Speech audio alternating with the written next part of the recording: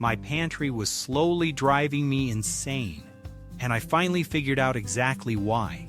Not because it was messy, not because I didn't try hard enough, but because I was asking one tiny space to do an impossible job. And the moment I stopped doing that, everything changed. Today I'm walking you through the complete overhaul that finally made food storage click in our home. And I promise you, this is going to shift the way you think about pantry organization forever. Stick with me, because the biggest mistake I reveal halfway through this video is one almost every household is making right now. Let's start at the beginning.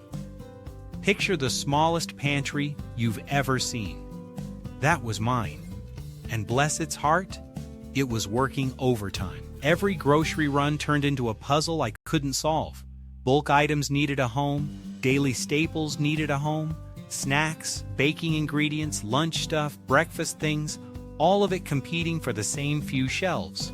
Something always ended up somewhere random. The basement stair landing, a random cabinet, a hook on the wall that wasn't quite working but felt like progress. You know the feeling.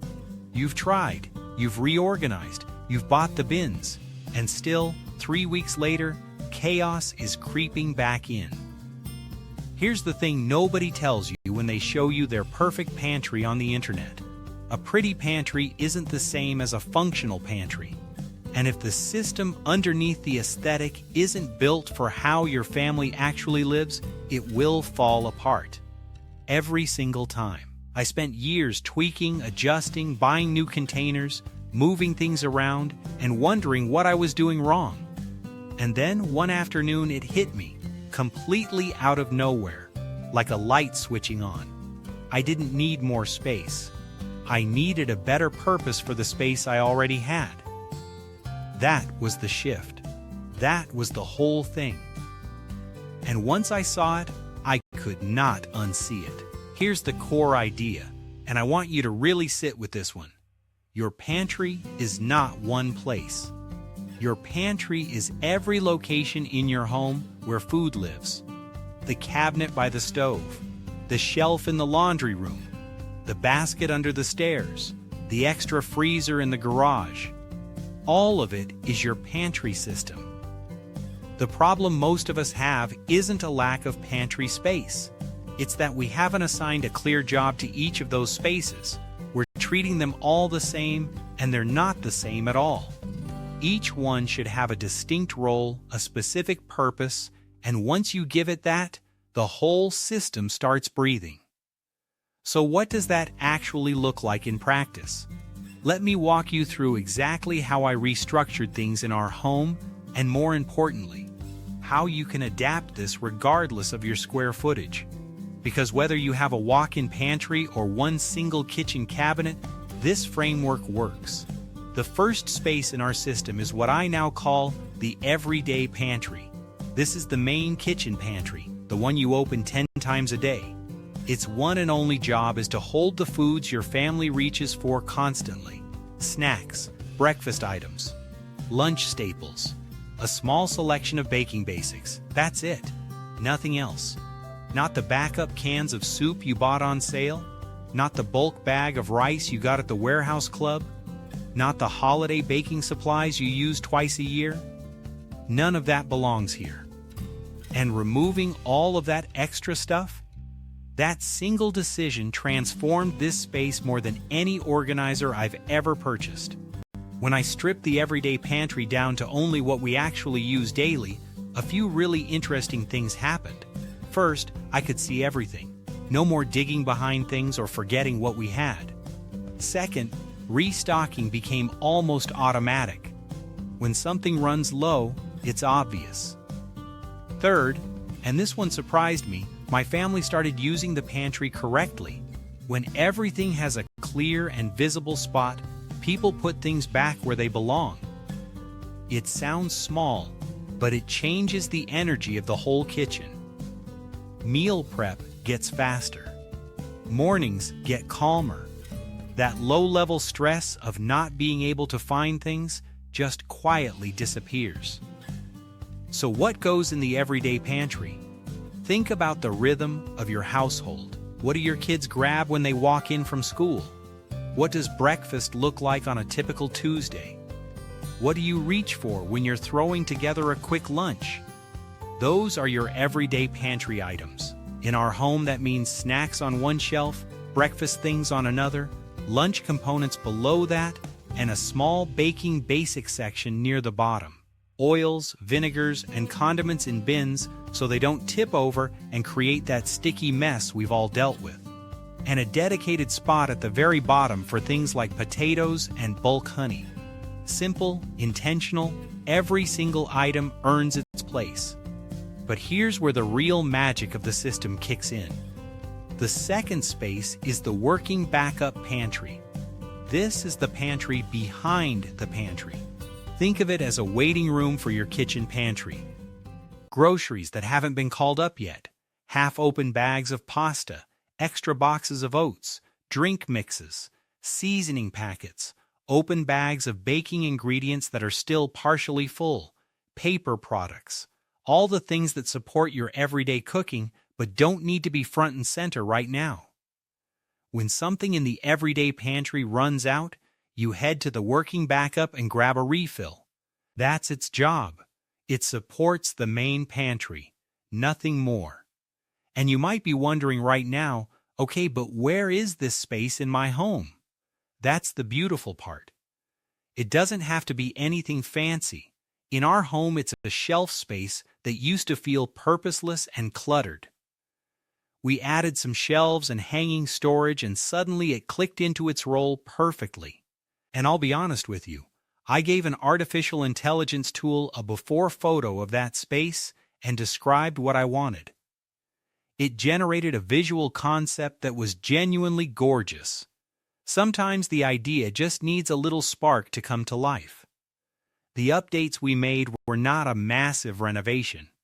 They were thoughtful, intentional changes that solved a real daily problem. When a space in your home starts functioning better, your whole life feels a little lighter. That's not an exaggeration, it really does. Now, one important thing about the working backup pantry: don't feel pressure to fill every single slot or corner of it. I left blank spaces intentionally. Because what lives in this pantry shifts with the seasons. During the holidays, there will be more baking ingredients. During summer, more fresh food components. Giving yourself breathing room in a storage space is not wasted space. It's smart space. Rigid, completely stuffed pantries are the ones that collapse under the weight of real life. The third space in the system is the extended pantry. This is where the bulk lives. The case lot sale purchases, the warehouse club hauls, the long-term storage items that protect your grocery budget when prices spike or life gets unpredictable. In our home, this space is in the basement. But again, yours doesn't have to look like mine. The point is not the location. The point is the purpose. Your extended pantry is your food reserve. It's your financial buffer. It's the reason you can walk past the overpriced canned tomatoes at the store because you already have 12 cans at home waiting for you. Here's how the flow works across all three spaces. You go grocery shopping. Bulk and backup items go straight to the extended pantry or working backup. Immediate use items go directly into the everyday pantry. When something in the everyday pantry runs low, the working backup refills it. When the working backup runs low, the extended pantry restocks it. You shop the sales. You replenish the extended pantry. And the cycle keeps going. It sounds almost too simple, but that simplicity is exactly what makes it sustainable. Now I want to address something directly, because I know what some of you are thinking right now. You don't have a basement. You don't have an extra room. You barely have enough space in your kitchen to turn around. And I hear you. I have heard this from so many people over the years, and my answer is always the same. I am not asking you to copy my rooms. I am asking you to copy the logic. Because the logic works regardless of the square footage. Maybe your working backup pantry is a single shelf in your laundry room. Maybe it's one bin stored in a coat closet. Maybe it's a storage tote that slides under a bed. Maybe it's a cabinet in your hallway that has been holding random stuff for years and just needs a new purpose. My parents converted their coat closet into a full backup pantry. A viewer once told me she transformed an unused formal dining room into her extended pantry. I once turned a coat closet near the front door into a full pantry by removing the hanging rod and adding shelves. The location is never the thing that matters. The purpose is always the thing that matters. And please don't think that building out this kind of system requires spending hundreds of dollars on matching containers and custom shelving. I have reorganized entire pantry spaces using only bins and baskets from the dollar store. Seriously, a clear bin, a label, and an intentional purpose will do more for your food storage situation than the most expensive organizing system in the world, without the right thinking behind it. Start with what you have. Use what's around you. The container is not the point. The clarity is the point. The system is what sets you free, not the stuff. Let's talk about the everyday pantry setup in more detail, because how you organize this space is what your family interacts with every single day. The goal is visibility and ease. If someone has to move 3 things to find one thing, that is a design problem, not a laziness problem. Every item in this pantry should be visible, or at minimum, immediately accessible without moving other items. Group by use, not by category. Snacks together, breakfast items together, lunch things together, baking basics together. And within each grouping, put the most frequently grabbed items at eye level or within easy reach for whoever is using them most. Kids grabbing their own snacks? Put snacks at their level. You're the primary breakfast maker? Put those ingredients at yours. Personalize the layout to the actual people using the space, not to the way it looks in an organizational video. Here is a question worth asking yourself right now. When you open your pantry, do you see your pantry, or do you see everyone else's pantry that you've tried to recreate? Because if you've been trying to organize your food storage to look like the pantries you admire online, and it keeps falling apart, there's a good chance the system you're copying was designed for a completely different family with completely different habits and completely different spaces. Inspiration is wonderful. Copying without adapting is where things go sideways. Your pantry should reflect your life. What does your family eat regularly? What does a normal week of meals look like? What time of day are people most likely to be rummaging around in there? How often do you grocery shop? Do you shop in bulk or in smaller frequent trips? All of these answers shape what your pantry system should actually look like. There is no universal correct answer. There is only the answer that works for you right now. And that brings me to something I think is genuinely one of the most important lessons I've learned through years of organizing my own home and helping others think through theirs. Your pantry should evolve when your life evolves. The system that worked perfectly when you had 4 young kids in the house is not necessarily the right system when those kids are teenagers or when they've moved out entirely. The pantry you needed when you were cooking for 2 is different from the one you need when you're cooking for 6. Your health changes, your budget changes, your schedule changes, your cooking style changes, and your storage system should change right along with all of it. Don't hold on to an old system out of habit or sentimentality. Don't keep organizing the same way just because it worked before.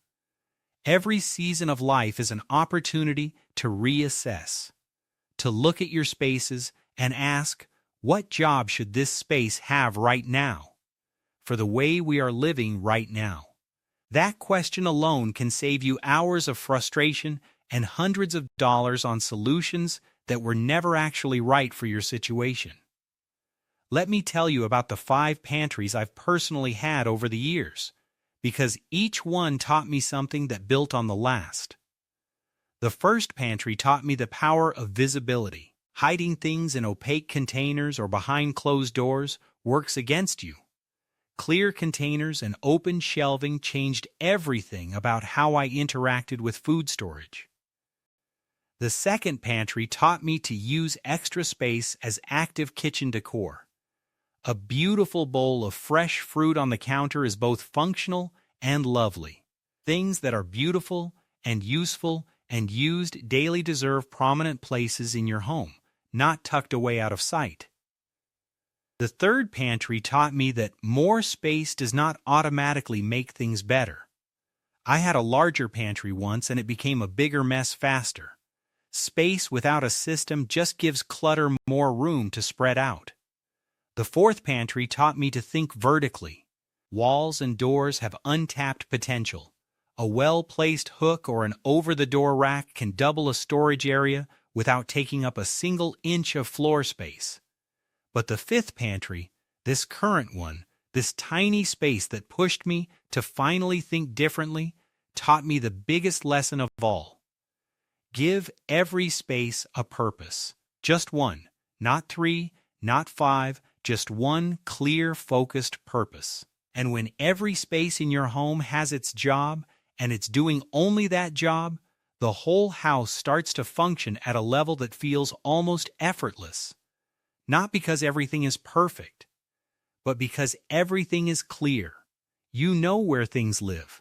Your family knows where things live. Decisions become automatic. Grocery shopping becomes easier because you know exactly what you need and exactly where it belongs when you get home. Putting groceries away stops being a chore and starts being a simple, satisfying task. Meal prep becomes faster because you're not hunting, you're just reaching. Now let's talk about one more piece of this system that doesn't get nearly enough attention: the transition between spaces. What happens between the grocery store and the pantry shelf is a moment most people haven't thought through. If you don't have a clear process for where things go when they come in the door, even the most beautifully organized pantry system will descend into chaos within a few days. So here's what I recommend. Before you put groceries away, do a quick 30-second mental sort.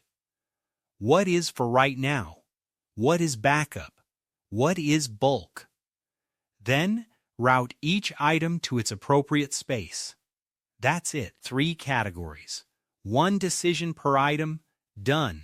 The whole unloading process becomes faster than you ever thought possible. And the system maintains itself because you're feeding it correctly every single time. Let's also talk about what happens when you have a seasonal shift. The holidays are coming and suddenly there are 6 different kinds of specialty flour and 4 types of chocolate and decorating supplies multiplying like rabbits. What do? You adjust.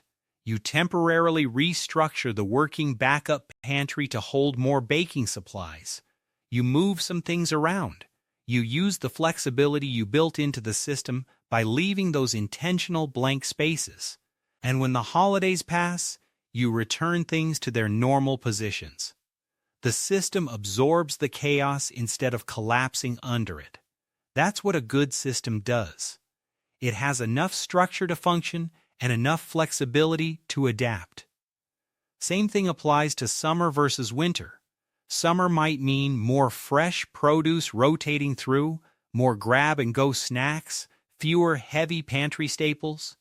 Winter might mean more canned goods, more bulk dry ingredients, more comfort food components. Let your pantry breathe with the seasons instead of fighting against them. When your storage system works with your actual life instead of against it, you stop dreading pantry organization and start genuinely enjoying it. And here's a question I want you to think about before you do anything else.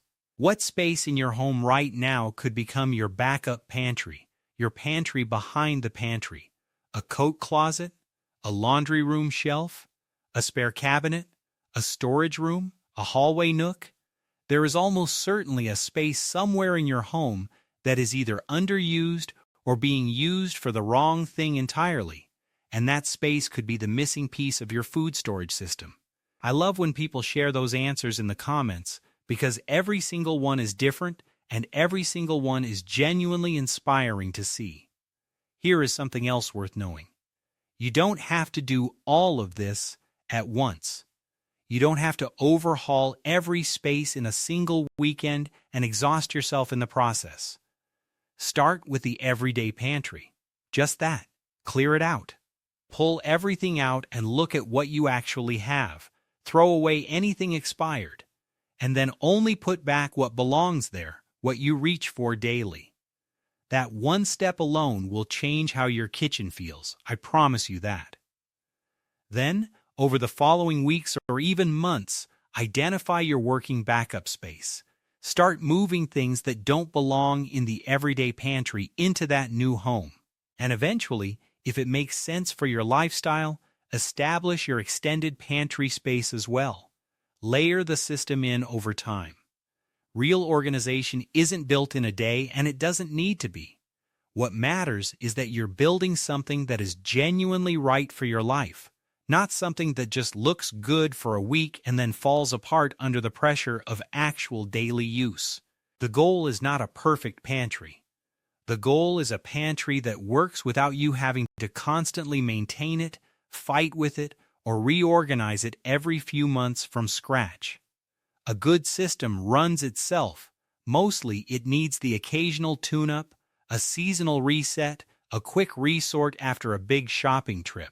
But it doesn't need to be rebuilt from the ground up every few weeks because the structure underneath it is solid. Build the structure right, and the rest takes care of itself. Let me leave you with this. I've been doing this for a long time. I've had pantries that worked and pantries that didn't. I've tried the matching containers and the perfectly labeled jars and the color-coded shelves. And all of those things are lovely when they serve the system. But the system has to come first. Every great pantry, big or small, elaborate or simple, expensive or dollar store budget, is built on the same foundation. Every space has one job. The jobs support each other. And the whole thing is built around the way you actually live. Not the way you wish you lived or the way someone else lives on the internet. Your food storage is not a showroom. It's a working part of your home. Treat it like one. Give it a job. Give it just one job. And then watch what happens to your stress levels around mealtime, grocery shopping, and daily cooking. It might genuinely surprise you how much calmer and easier life feels when the system underneath it finally makes sense. If this shifted anything for you today, if something clicked while you were watching, please go ahead and hit that like button right now. It helps more people find this kind of content, and it means the world to us here at my channel. And if you're not already part of this community, subscribe so you don't miss what's coming next. We have a really good time around here, and there is so much more to dig into together. Drop your backup pantry ideas in the comments below. Tell me what space in your home just came to mind while you were watching. I genuinely read those, and I genuinely cannot wait to hear what you come up with. Every comment inspires someone else. Every idea plants a seed. And every small change you make in your home has the power to make your daily life feel just a little bit more manageable, a little bit more intentional, and a whole lot more like yours. See you in the next one.